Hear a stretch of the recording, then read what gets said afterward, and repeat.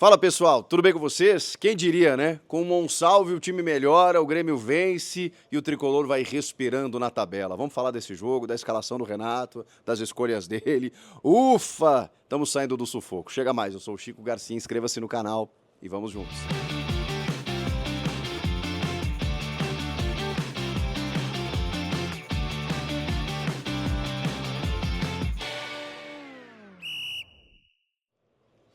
O Grêmio foi a Criciúma e conseguiu um resultado importantíssimo, fundamental, exitoso, 1-0 aos 40 minutos do segundo tempo. Parecia que ele não vinha, mas ele aconteceu e através dos pés de Miguel Monsalve. Ai, meu Deus do céu, eu não sei se eu comemoro esse gol ou se eu lamento o fato do Monsalve não ter recebido mais oportunidades, não ter jogado mais tempo nos confrontos, especialmente contra Corinthians e Fluminense nas Copas. A gente sabe exatamente por que acabou sendo eliminado, porque ficou pelo caminho, porque existia uma perspectiva melhor diante dos reforços que chegaram. Eu sei que eles chegaram recentemente, mas assim, o diferente você não trata de forma igual. Você não trata de forma igual os desiguais. E tudo bem que o jogador, normalmente estrangeiro, ele tem dificuldades na adaptação, mas quando nos primeiros jogos a gente já percebia o Monsalve trazendo algo diferente ao time, poxa vida, para que o conservadorismo, para que esperar para colocar? E aí você acabou, né, no caso do Renato, acabou punindo o time nesse momento. E é curioso porque, de repente, rolou um debate antes do jogo contra o Fluminense, por exemplo, se o Monsalve e o Cristaldo não poderiam jogar juntos. E o Renato até tinha dito que não inicialmente. De repente, no jogo contra o Fluminense, ele tirou os dois. Tirou qualquer possibilidade do Grêmio ter um meia articulação, um meia de qualidade, um meia chegando, com 3 atacantes, 3 zagueiros e apenas 2 volantes ali no meio. E aí a gente viu o que aconteceu, né? O Grêmio completamente engolido pelo meio-campo do Fluminense. Aí vai para o jogo contra o Criciúma, o que o Renato faz? Ele coloca os dois como titulares. Será que reconhecendo o erro, ele jamais vai fazer isso? Mas eu acho que está muito claro, de que ele entendeu que, caramba, o campo fala, né? Acho que o Renato entendeu que se equivocou na escolha. É claro que é um outro jogo, é um outro cenário, é um outro adversário, mas ficou muito claro, pelo menos na escolha dele, com Dodi e Vila Sante abrindo o meio campo, Cristaldo e Monsalve juntos na articulação do time. E lá na frente, Soteldo e Bright White. Um time perfeito, um time equilibrado, um time que realmente desfazendo os 3 zagueiros, um 4-4-2, apenas 2 defensores, o Rodrigo Eli e o Gemerson, com o João Pedro e o Reinaldo nas laterais e o Marquezinho no gol. Esse é o time. Esse era o time mais equilibrado. O Grêmio teve, digamos assim, chances no primeiro tempo. Foi um primeiro tempo mais alternado, né? O Criciúma também teve as suas possibilidades, normalmente nas costas do Reinaldo. Teve uma bolinha aqui e outra ali. Depois o Soteldo meteu uma na trave. O Grêmio foi tentando encontrar espaços. E eu pensava assim, bom, vendo o jogo, acho que dá para vencer, mas o Criciúma também é perigoso, tem alguns jogadores interessantes, né? O Bolassi tem feito muitos gols, por exemplo, nessa temporada, então assim, e jogar contra o Criciúma, inimigo direto, assim, os dois disputando a mesma coisa na tabela do campeonato, é sempre muito difícil lá no Heriberto Rios. Então, primeiro tempo 0-0, aquela coisa toda, vai para o segundo tempo. E aí o jogo se desenrola dessa forma também, só que aí o Grêmio começou a pressionar, o Bright White perdendo gols, o Grêmio em cima, o Grêmio desperdiçando chances. Eu falei, caramba, esse gol não vai sair, esse gol não vai sair. E aí vem a mexida do Renato aos 27. E ali ele ganha o jogo. Porque quando ele vai tirar um meia para colocar o Arezzo também no lugar do Bright White, e também colocar o Aravena, que até agora não tinha nos mostrado nada mais, digamos, empolgante nesse sentido. Quando ele vai botar o chileno Aravena, ele não tira o Monsalve, ele tira o Cristaldo. Ele deixa o Monsalve em campo. E isso fez o Renato ganhar o jogo. Porque aí o Aravena faz a jogada e o Monsalve faz o gol. E que gol maravilhoso, né? Porque ele, no domínio, tira o defensor, ele dá um taquinho para tirar do goleiro e a bola vai morrendo no fundo da rede para dar a vitória ao Grêmio aos 40 minutos, quando o Criciúma atacava, quando o Criciúma pressionava. Numa escapada, porque exatamente o Aravena tem essa função pelo lado do campo, fez o cruzamento, o Monsalve definiu. O Monsalve nos salvou de novo. Desde que esse menino chegou, mesmo com 20 anos, mesmo estrangeiro, mesmo recém-chegado, desde que ele chegou, ele tem sido o melhor jogador do time. E assim, a técnica, ela se sobrepõe a tudo. O Renato pode argumentar por questões táticas, do porquê não botar esse ou outro jogador. Na entrevista, ele meio que constrangido, né, chegou a elogiar o Cristaldo. Cara, não tem problema nenhum, o Cristaldo não vem bem, não vinha bem nos últimos jogos. É claro que ele é um jogador importante, vinha sendo na temporada, mas nos últimos jogos não. e aí teve as perdas dos pênaltis, né, nos 2 confrontos. Ninguém quer execrar o Cristaldo. A questão é que o Monsalve, se você tiver que escolher um dos dois, é o Monsalve que tem que jogar. Mas aí ele hoje tirou o Cristaldo, isso eu já achei algo a ser destacado. E aí na entrevista coletiva, nós temos que ter cuidado com o Franco é um jogador importante, já nos ajudou muito, tá tudo certo, Renato, mas a técnica se sobrepõe.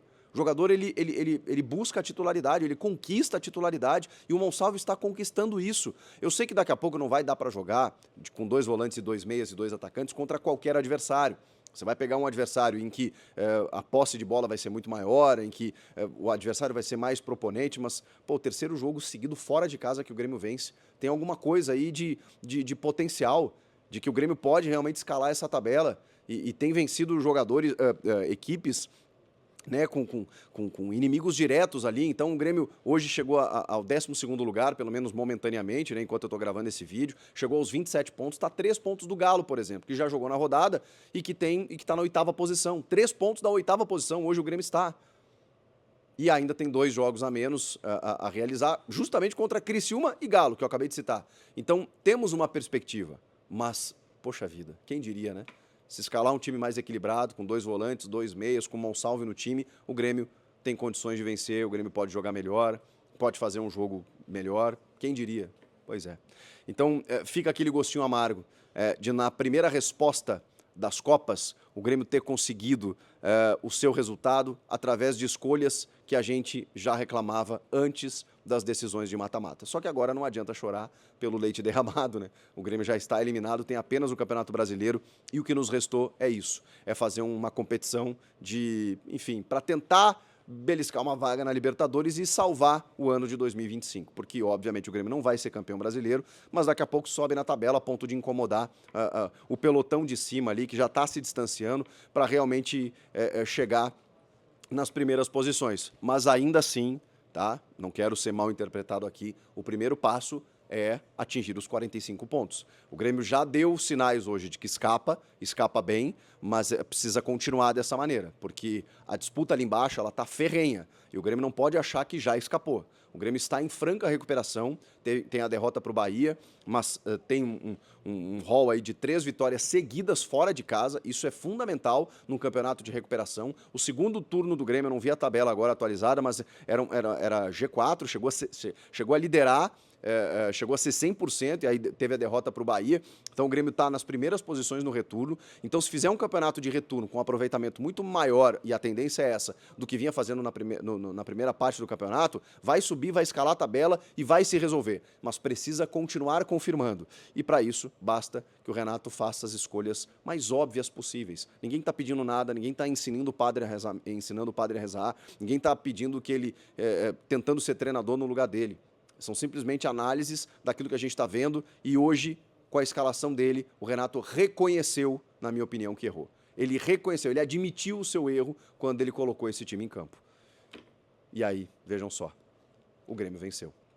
Uma vitória para o nosso grande Luiz Carlos Silveira Martins, o grande Cacalo, que eu tenho e sempre tive muito carinho, primeiro admiração, uma quase idolatria, e é muito curioso a gente admirar dirigentes, né, no futebol brasileiro, mas ele nos anos 80 e 90, enquanto diretor de futebol, vice de futebol, depois presidente, não foi tão vitorioso como presidente como foi como vice, mas o homem de vestiário, o homem de futebol, o homem que contratou Felipão, que montou aquele time da década de 90, Cacalo era imbatível.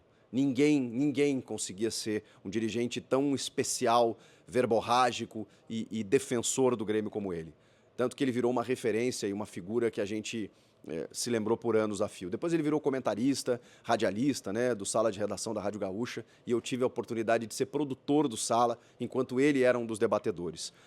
Eu entregava para eles, né, como para todos os outros monstros sagrados do rádio lá, Rui Carlos Osterman, Lauro Quadros, Vianney Carlet, Paulo Santana, toda essa turma aí, Kenny Braga, eu deixava uma folhinha com o resumo do Esportes ao Meio-Dia, que era o programa anterior, apresentado pelo Silvio Benfica, e o Cacalo, né, às vezes olhava lá e falava assim, pô, mas tu não disse que não foi pênalti, né? Às vezes ele me contrariava em algumas, eu já era comentarista de arbitragem da rádio, algumas questões que iam contra o Grêmio, né? O Santana tinha um jeito mais, digamos assim, menos político, né? De me contrariar, né? Muitas vezes rasgava o verbo. O Cacalo não, o Cacalo era muito elegante. O Cacalo chegava para mim e falava assim, tá, mas se eu disser que foi pênalti, é uma questão de visão, né? Não é uma questão de regra. É porque eu acho que houve o toque ali, eu acho que foi o suficiente para derrubar. Eu falei, tá bom, Cacalo, não tem problema nenhum. E ele ia pro ar, ele, com perdão ao nosso Chiquinho aí, que comentou que não foi pênalti, eu acho que foi, eu acho que o Grêmio foi prejudicado e tal. Sempre muito elegante, me chamava de Chiquinho. Ele tinha um tio que regulava de idade com ele, que tinha sido meu vizinho, então a gente tinha pessoas em comum, conversava muito. Ele, o tio Paulinho, como é que tá o tio Paulinho? Lá, manda um abraço para ele e tal. O Paulo, que também já nos deixou, e agora o Cacalo aos 73 anos. Uma figura muito amável nos bastidores e um gremista como poucos. Patrono, que uma honraria que apenas outros 4 imortais detêm. Então, felizmente, foi homenageado em vida no ano passado, recebendo essa honraria, Luiz Carlos Silveira Martins. Essa vitória foi para você. Comentem aqui, inscreva-se no canal e eu volto na próxima. Tchau!